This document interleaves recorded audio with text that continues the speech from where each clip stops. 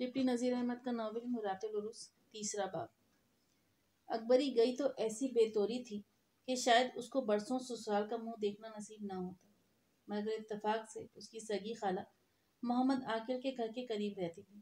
اگر یہ نیکبخت توبہ تسو نہ کرتی تو سسرال میں اکبری کی ایک دن بھی نہ گزرتی۔ اکبری کا چلا جانا سن کر خالہ نے بہت افسوس کیا کہ اگر مجھ کو وقت پر ذرا بھی لڑائی کی خبر ہوتی، اکبری کی ایسی کیا مجال کے چلی جاتی، میں تو اس کو ڈولی سے گھسیٹ لیتی۔ انہوں نے یہ خیال کیا تھا کہ اکبری تو نیری احمق ہے، رہی نانی، ان کو خدا نے بیٹھے بیٹھے نواسی کا عشق لگا دیا۔ مگر ہاں آپا، اکبری کی ماں بیٹی کو بٹھانے والی نہیں۔ جب دیکھا کہ بہت دن ہو گئے اور جانبین سے سلام و پیام تک متروک ہے تو بھانجی کی ممتا کی ماری خود گئیں اور ماں اور نانی دونوں کے سامنے اکبری کو بہت کچھ لعنت ملامت کی، سمجھایا، دھمکایا، ڈرایا، اور اپنی ماں سے کہا کہ تمہاری باولی محبت اس کا گھر ضرور بگاڑ دے گی۔ بارہ رمضان کی تقریب سے زبردستی بھانجی کو سسرال لوا لائیں کہ سمدھن اکیلی ہیں، اوپر سے آ رہا ہے رمضان، غصے کو تھوک ڈالو اور چل کر ساس کا ہاتھ بٹاؤ۔ اب تم بچی نہیں رہی، تمہاری عمر بال بچہ ہونے کی ہے، بھاری بھرکم بنو اور گھر کو گھر سمجھو، لڑو جھگڑو مگر اپنی عمر وہیں اسی گھر میں بسر کرو۔ چند روز تک محمد عاقل مزاجدار بہو سے ناخوش رہا، آخر کو خلیہ ساس نے میاں بیوی کا ملاپ کرا دیا۔ لیکن مزاجوں میں جب ناموافقت ہوتی ہے تو ہر ایک بات میں بگاڑ کا سامان موجود ہوتا ہے۔ محمد عاقل نے ایک دن اپنی ماں سے کہا کہ آج میں نے دوست کی دعوت کی ہے، افطاری اور کھانے کا اہتمام زیادہ ہونا چاہیے۔ ماں نے جواب دیا، 3 دن سے افطار کے وقت مجھ کو لرزہ چڑھتا ہے، مجھ کو اپنی خبر تک نہیں رہتی، خدا ہمسائی کا بھلا کرے کہ وہ بیچاری آ کر پکا جاتی ہے، تم نے دعوت سے پہلے گھر میں پوچھ لیا ہوتا۔ محمد عاقل نے بی بی کی طرف اشارہ کر کے کہا، یہ کیا اتنے کام کی بھی نہیں ہے؟ بہو کو اتنا ضبط کہاں تھا کہ اتنی سی بات سن کر چپ رہے۔ سنتے ہی بولی، اپنی اماں سے پوچھو کہ بیٹے کا بیاہ کیا ہے یا لونڈی مول لی ہے، اور صاحب روزے میں چولا جھونکوں۔ محمد عاقل نے سوچا، اب اگر میں نے کچھ رد و قط کرتا ہوں تو پہلے کی طرح رسوائی ہوگی۔ اپنا سا منہ لے کر رہ گیا اور افطار کے روز افطار کے واسطے بازار سے کچھ مول لے آیا۔ غرض بات ٹل گئی۔ اب محمد عاقل کو دوسری آفت پیش ہے۔ عید سے بیچارے نے ایک ہفتہ آگے مزاجدار بہو صاحب کے جوڑے کی تیاری شروع کی۔ ہر روز طرح طرح کے کپڑے، رنگ برنگی چوڑیاں، 1.5 حاشیہ اور سلما ستارے کامدار جوتیاں لاتا۔ مزاج دار کی خاطر تلے کچھ آتا ہی نہیں، پھر کمبخت اپنے منہ سے پھوٹتی بھی نہ تھی کہ ایسی چیز لا دو۔ یہاں تک کہ عید کا ایک دن باقی رہ گیا، مجبور ہو کر اکبری خانم کی خالہ کے پاس گیا۔ انہوں نے آواز سن کر اندر بلا لیا، بلائے لی، پیار سے بٹھایا اور پوچھا، کہو اکبری خانم تو اچھی ہے؟ محمد عاقل نے کہا، صاحب آپ کی بھانجی تو عجیب مزاج کی عورت ہے، میرا تو دم ناک میں آ گیا ہے، جو ادا ہے سو نرالی، جو بات ہے سو ٹیڑھی۔ خلیہ ساس نے کہا، بیٹا اس کا کچھ خیال مت کرو، ابھی عمر کم ہے، بال بچے ہوں گے، گھر کا بوجھ پڑے گا، مزاج خود بخود درست ہو جائے گا، آخر اچھے لوگ بروں سے بھی نبھا دیتے ہیں۔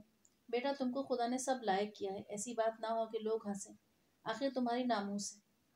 محمد عاقل نے کہا، جناب میں تو خود اسی خیال سے درگزر کرتا رہتا ہوں، اب دیکھیے کل عید ہے، اس وقت تک نہ چوڑیاں پہنی ہیں نہ کپڑے بنائے ہیں، ذرا آپ چل کر سمجھا دیجئے۔ میں نے بہت کچھ کہا، اماں نے بہت کچھ منتیں کی، نہیں مانتی۔ خلیہ ساس نے کہا، اچھا تمہارے خالو ابا نماز پڑھنے مسجد گئے ہیں، آ لیں تو میں پوچھ کر چلتی ہوں۔ غرض خالہ اماں نے جا کر چوڑیاں پہنائیں، کپڑے قطع کیے، جلدی کے واسطے سب مل کر سینے بیٹھے۔ خالہ نے کہا، بیٹی پاجامے میں کلیاں تم لگاؤ، گوٹ تمہاری ساس کترے، میں تمہارے دوپٹے میں توئی ٹانگتی ہوں۔ جب اکبری کلیاں لگا چکی تو اس نے اترا کر خالہ سے کہا، لو بھائی تمہارے ابھی 2 پلے باقی ہیں اور میں تو دونوں پائچوں میں کلیاں لگا بھی چکی۔ خالہ نے دیکھا تو سب کلیاں الٹی۔ اکبری کی ساس کے لحاظ سے منہ سے تو کچھ نہ بولا، لیکن چپکے چپکے 2 چٹکیاں لیں، ایسی لیں کہ اکبری کی آنکھوں میں آنسو بھر آئے۔ اشارے سے کہا، دیدوں پھوٹی، سوج تو الٹی کلیاں لگا کر بیٹھی ہے۔ اکبری نے اپنا سیاہ ہوا سارا ادھیڑا اور پھر کلیاں لگانی شروع کی۔ جب لگا چکی تو خالہ نے پھر دیکھا سب میں جھول۔ اب تو خالہ سے نہ رہا گیا اور اکبری کی ساس کی آنکھ بچا کر ایک سوئی اکبری کے ہاتھ میں چبو دی اور کلیاں پھر ادھیڑ کر آپ لگائیں۔ غرض خدا خدا کر کے مزاجدار بہو کا جوڑا سل کر تیار ہوا۔ اکبری کی خالہ اپنے گھر کو رخصت ہوئی۔ اگلے دن بچے عید کی خوشی میں سویرے سے جاگے، کس نے رات کی مہندی گھولی، کس نے کھلی اور بیسن کے لیے گل مچایا، کسی نے اٹھتے کے ساتھ ہی عیدی مانگنی شروع کی۔ محمد عاقل بھی نماز صبح سے فارغ ہو کر حمام میں غسل کرنے چلا گیا۔ نہا دھو کر 4 گھڑی دن چڑھے واپس آیا۔ لڑکوں کو دیکھا کہ کپڑے بدلا عید کے واسطے تیار بیٹھے ہیں، لیکن مزاج دار بہو صاحب حسب عادت پڑی سو رہی ہیں۔ محمد عاقل نے اپنی چھوٹی بہن محمودہ سے کہا، محمودہ اپنی بھابھی کو جگا دو۔ پہلے تو محمودہ نے تعمل کیا، اس واسطے کہ یہ مزاج دار بہو سے بہت ڈرتی تھی۔ جب سے بیاہ ہوا تھا مزاج دار نے ایک دن بھی اپنی چھوٹی نند کے ساتھ محبت سے بات نہیں کی تھی، نہ ہی کبھی اس کو اپنے پاس آنے اور بیٹھنے دیا۔ لیکن بھائی کے کہنے سے عید کی خوشی میں محمودہ دوڑی چلی گئی اور کہا، بھابھی اٹھو۔ بھابھی نے اٹھتے کے ساتھ ہی محمودہ کے ایک تماچا رسید کیا۔ محمودہ رونے لگی۔ باہر سے بھائی آواز سن کر دوڑ کر اس کو روتا دیکھ کر گود میں اٹھایا اور پوچھا، کیا ہوا؟ محمودہ روتے روتے، بھابھی جان نے مارا ہے۔ مزاج دار نے کہا، دیکھو جھوٹی نامراد، آپ تو دوڑتے ہوئے گری اور میرا نام لگاتی ہے۔ محمد عاقل کو غصہ تو بہت آیا، غلط وقت سمجھ کر ضبط کیا۔ محمودہ کو پیار چمکار کر چپ کیا اور بیبی سے کہا، خیر اٹھو، نہاؤ، کپڑے بدلو، دن چڑھ گیا، میں عیدگاہ جاتا ہوں۔ مزاج دار نے ناک بہو چڑھا کر کہا، میں تو ایسے سویرے نہیں نہاتی، سردی کا وقت ہے، تم اپنی عیدگاہ جاؤ، میں نے کیا پلہ پکڑ رکھا ہے؟ محمد عاقل کو ایسی روکھی بات سن کر بہت افسوس ہوا، اور مزاج دار سدا کی ایسی کم بخت تھی کہ ہمیشہ اپنے میاں کو ناخوش رکھتی تھی۔ اتنے میں محمد عاقل کی ماں نے پکارا کہ بیٹا جاؤ بازار سے دودھ لاؤ تو خیر سے عیدگاہ سدھارو۔ محمد عاقل نے کہا، بہت خوب، پیسے دیجیے، میں دودھ لائے دیتا ہوں، لیکن اگر میرے واپس آنے تک انہوں نے کپڑے نہ بدلے تو سب کپڑے چولہے میں جھونک دوں گا۔ محمد عاقل تو دودھ لینے بازار گیا۔ ماں کو معلوم تھا کہ لڑکے کا مزاج بہت برہم ہے اور طبیعت بھی اسی طرح کی واقع ہوئی ہے کہ اول تو اس کو غصہ نہیں آتا اور جو کبھی آتا ہے تو اس کی عقل ٹھکانے نہیں رہتی۔ ایسا نہ ہو کہ سچ مچ نئے کپڑے جلا دے۔ جلدی سے بہو کے پاس آئی اور کہا، بیٹی خدا کے لیے برس کے برس تو دن، بدشگونی مت کرو، اٹھو نہاؤ، کپڑے بدلو۔ مزاج دار نے کہا، نہیں بھی، میں تو اس وقت نہیں نہاتی، ٹھہر کر نہا لوں گی۔ بارے ساس نے منت سماجت کر کے بہو کو نہلا دھلا کر کنگھی چوٹی کر کپڑے پہنا محمد عاقل کے آنے سے پہلے دلہن بنا کر بٹھا دیا۔ محمد عاقل یہ دیکھ کر بہت خوش ہوا۔ عیدگاہ چلتے ہوئے محمودہ سے پوچھا، کہو بھی تمہارے لیے بازار سے کون سا کھلونا لائیں؟ محمودہ نے کہا، اچھی خوبصورت سی رحل لا دینا، اس پر ہم اپنا سپارہ رکھیں گے اور قلم دوات رکھنے کے لیے ایک ننھی سی صندوقچی۔ مزاج دار بہو خود بخود بولی، اور ہمارے لیے؟ محمد عاقل نے کہا، جو تم فرمائش کرو لیتا ہوں۔ مزاج دار نے کہا، بھٹے اور سنگھاڑے اور جھر بیڑی کے بیڑ، مٹر کی پھلیاں اور ڈھیر ساری نارنگیاں، ایک ڈفلی اور ایک خنجری۔ یہ سن کر محمد عاقل ہنسنے لگا اور کہا، ڈفلی اور خنجری کا کیا کرو گی؟ مزاج دار احمق نے جواب دیا، بجائیں گے اور کیا کریں گے۔ محمد عاقل سمجھا کہ ابھی تک اس بے وقوف میں بدتمیز بچوں کی طرح کھانے پینے اور کھیلنے کے پست خیالات موجود ہیں۔ کپڑے بدلنے سے جو خوشی محمد عاقل کو ہوئی تھی سب خاک میں مل گئی اور اسی افسردہ دلی کی حالت میں عیدگاہ چلا گیا۔ اس کا جانا تھا کہ مزاج دار نے ایک اور نئی بات کی۔ ساس سے کہا، ہم کو ڈولی منگا دو، ہم اپنی ماں کے گھر جائیں گے۔ ساس نے کہا، بھلا یہ جانے کا کیا موقع ہے؟ 4 مہینے کے بعد تو تم ماں کے گھر سے آئی ہو، عین عید کے دن جانا بالکل نامناسب ہے۔ مزاج دار نے کہا، میرا جی بہت گھبراتا ہے، دل الٹا چلا آتا ہے، مجھ کو اپنے میکے کی سہیلی باسو منیارن کی بیٹی بنو بہت یاد آتی۔ ساس نے کہا، بیٹی نوش، کسی سے ایسا عشق ہو جیسا کہ بنو کا ہے، اگر ایسا ہی دل چاہتا ہے تو اسی کو بلا بھیجو۔